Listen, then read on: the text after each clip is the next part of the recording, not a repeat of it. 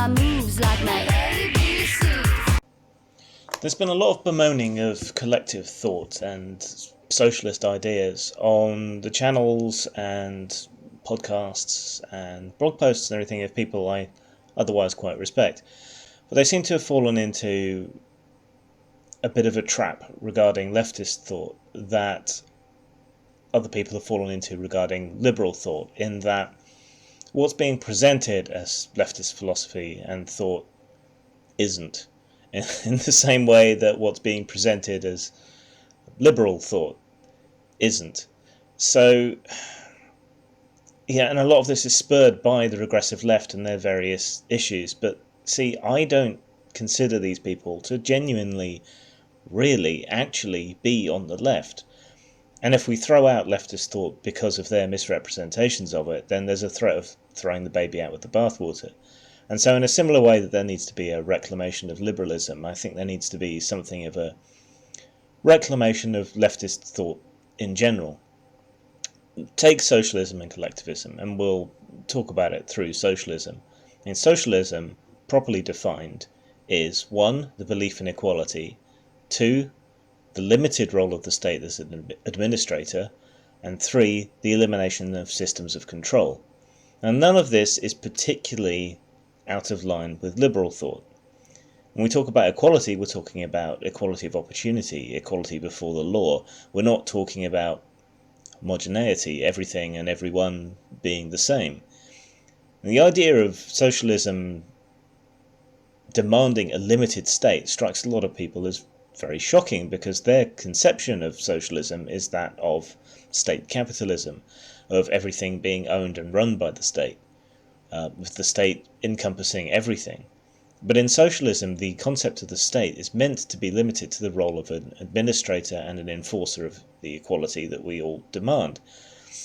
So, in a proper socialist structure, in this strand of leftist thought, when you talk about the state, you're really just talking about the courts, the economic stewardship, making sure that things are available to everybody, that everyone has that equality of the opportunity, and that everyone has that equal protection under the law.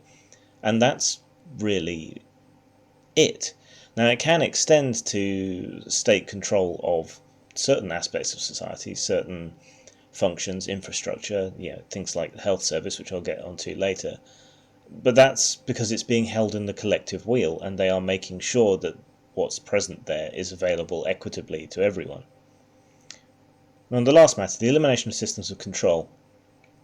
What's meant by this is that the idea is that you're seeking to prevent certain forces or groups or powers exerting too much control or total control over the society. So that would include political elites, that would include financial elites, that would include moral elites. The idea of socialism is antithetical to the idea of setting up an elite.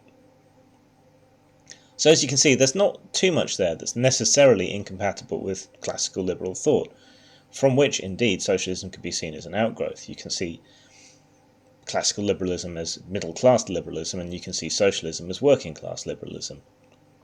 And you can use these three criteria as a smell test to see if someone genuinely is on the left. So if, for example, we look to social justice warriors, we can see that they don't meet the definition. They don't actually have a belief in equality, because they're constantly setting up particular groups as being special exemptions or requiring of special treatment. Things like affirmative action are not really very socialist at all. In the short term, to redress an imbalance, perhaps, but these things have become institutional and unchallengeable, and they're no longer about equality. Rather, they're about, it seems, guilt. But either way, they run against that belief in equality. We should not, as leftists, seek to raise up anyone above anyone else. We should seek to give everybody the same opportunities. We should seek to raise everyone up to the same level, not to tear people down. To deal with people, not as colours or genders or anything else. These ideas all go against this basic principle of equality, of treating everyone fairly and equally and providing them with the same sort of chance. the role of the state as administrator. Do social justice warriors see that as the role of the state? As much as they seem to blame the state for so many things when they talk about systemic or structural or systematic inequality, they also seem to go running to the state and seek to expand state powers. In the 2000s through to 2010 or so, we saw a massive expansion of state power on the grounds of paranoia about security and terrorism. So we saw the right wing in these instances more than happy to toss away people's freedoms in order to grab a little security from, this is where the difference lies, real physical threats. Here, now, we see pressure from the social justice warrior community on both private industry and government, demanding that the state intervene to protect their feelings. And it has a similar chilling effect on free speech, free movement, and other important egalitarian ideas that we find both in socialism and in liberalism. So on that basis, again, they seek a massive expansion of the state beyond its role as administrator and into the grounds of being a moral enforcer. This is against the principles of leftism. And on the last matter, the elimination of systems of control. On this, social justice warriors fail again, because they are seeking to set themselves up as elites, and this is antithetical to leftist thought.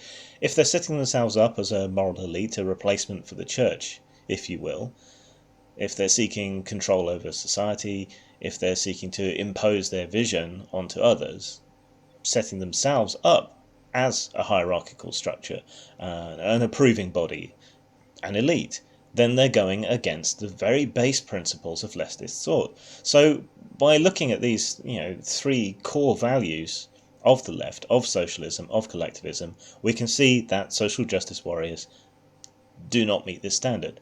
And it's the same with many other people who are supposedly, allegedly, on the left. Now, where we do get into a conflict between liberalism and socialism is in the balance between the two freedoms, as I call them, freedom from versus freedom to. And every political system and every person is held in a balance between these two. Your freedom from is basically your freedom from harsh circumstances. So to be free from hunger is a freedom from. To be free from violence is a freedom from.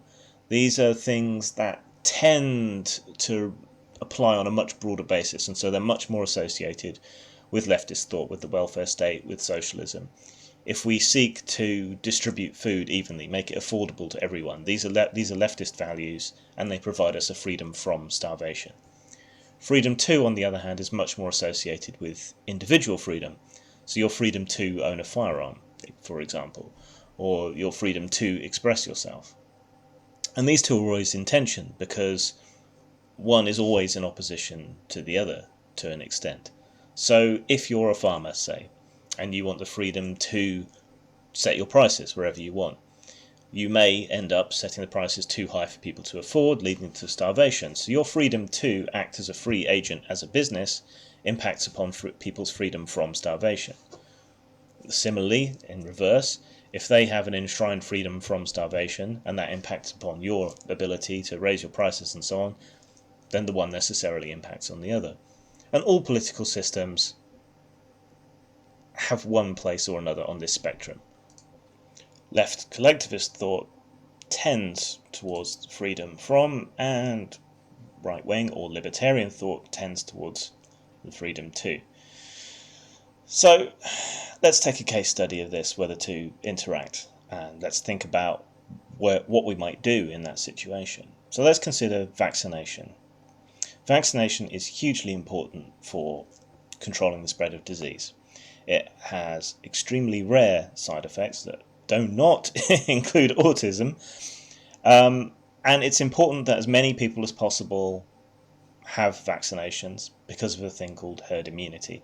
The more people have it, the less it's capable of spreading, the less opportunity it has to mutate, and so forth. So the more people who are vaccinated, the better. Ideally, universal. Some people can't have certain vaccinations because of allergies, certain vulnerabilities, weakened immune systems, and so on. Yeah, fair enough. There are some legitimate exceptions, but for the vast majority of people, there is really no rational excuse not to have a vaccination. There are plenty of irrational excuses not to have a vaccination. So, it is in the collective good for as many people as possible to have vaccinations. There are some people who do not want vaccinations. They have various irrational reasons for doing so, whether that be religion or New Age hokum or panic, bad science, pseudoscience about it. So what do we do? Do we force people to have vaccinations? That confers the greatest good to the greatest number, but it impacts upon certain individuals' freedoms. We can allow a certain number of people to go without, but we're already doing that for legitimate reasons. So should we, could we, would we allow people to have other objections to it? Situational as well. If there's a huge bad propaganda campaign going on demonizing vaccinations, do we need to alter our judgment there? Do we need to be more forceful? Do we need to counter-propagandize, which is a waste of money that could otherwise go into the medical system? What do we do? What provides the greatest good for the greatest number? How far are we willing to impact upon someone's freedom to not vaccinate themselves or their children for the sake of everybody else? Are we willing to allow a pandemic? That for me is what it's about. I'm arguing for leftist thought here, but ideologically I'm an anarchist. Pragmatically I'm a socialist, because for me anarchism is about providing the greatest freedom, and in practical terms I see socialism and leftist thought as being the route to provide the greatest freedom for the greatest number of people. And there's a difference between this and mob rule, because we're talking about democracy, and democracy is not synonymous with mob rule. There are all kinds of benefits to collective action, as we've seen in trade unions and so on. They allow people to bargain collectively with much more strength than they could individually for greater wages, better working conditions, and so on. It's been revolutionary since industrialization for people's quality of life and wages. And now that collective action has been somewhat undermined, we see the wage gap increasing, we see people's working situations decreasing, we see work being exported to the third world where people don't have the same kinds of protections, and so we see exploitation and death. So collective action there has brought us a great deal of good. Consider a pizza analogy. Okay, you and a bunch of friends get together to watch some movies, play some games, or whatever, and it comes time for food. Now, each of you doesn't necessarily have a great deal of money. Maybe you can afford some chicken wings and a piece of garlic bread or something individually. You'll all get the toppings you want on your particular pizza if you can afford that much, but none of you are going to be particularly satisfied. Whereas, if you all club together, maybe you can afford one of the meal deals, get an extra pizza free, and everyone can get properly fed, even if they don't necessarily get the exact topping that they want. Of course, you're still free to go off and get your own thing if you really want, but the more people that club together, the more cost effective it is. This is the economy of scale, and this applies to all kinds of very large infrastructural projects, science projects, and big deals like National Health Service. If we act collectively, we get more cost-effective treatment. We don't necessarily get the best individual treatment, but we can provide a baseline effectiveness for everyone. It's also worth considering that not everything is best served by the private marketplace. The health service is probably the best example of this. A triage based on how wealthy the patient is doesn't mean you get the best treatment for the best number of people. There may be other people in much worse straits, much sicker, much closer to death, who are passed over simply because they don't have money. But they might be workers, they might be parents. The value to the society of those people may be huge. It's just not necessarily visible. Should we be treating the people who are wealthy, who may not have earned that wealth, or should we be treating people on the basis of need? Private healthcare does not prioritise the sick, it prioritises money, and money isn't the be-all and end-all. So when it comes to things like health services, there is a very, very strong argument for collectivism, for socialism, for pooling our resources, for this economy of scale, and for providing at least basic provision free at the point of use for everyone, because societally and financially, once you figure it all out, it's much more cost effective. And this is enlightened self-interest as well, because we don't necessarily know what situation each of us is going to be in at every point in our lives. So it's a good idea to have safety nets, to have these big important things held in the collective common weal, so that we share the burden, and that way it works out cheaper for everyone. Now, obviously, there's difficulties and there's arguments. How far do we go? How much should be owned in the collective? Should mass transit be owned in the collective? Britain privatised its trains within my lifetime.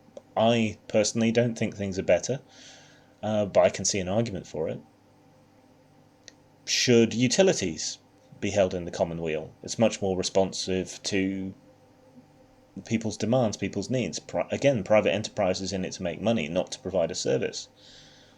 So should these important things be left to private services who will inevitably overcharge and exploit people, or should they be held in the common weal, in the state? The trouble there is that the state is still vulnerable for corruption, and if you invest too much power in the state and other power arises that can corrupt it, then it gains control of that. So there's definitely arguments to be made at every level. What degree do we go? Where are we placing the balance between freedom from and freedom to? But there are undeniable benefits to collectivization, to working together, to pooling our strength, to pooling our resources. And biologically, at the heart of it, we are a social species. We are inevitably interreliant upon each other. So I guess I would love it if people wouldn't necessarily knee-jerk. It would be great if they would educate themselves about what leftist thought actually is. And we have this argument with liberalism, we have this argument with feminism, and we have this argument with socialism, collectivism, and leftist thought. Do we allow people who misrepresent it to take control of its meaning? I would argue we shouldn't.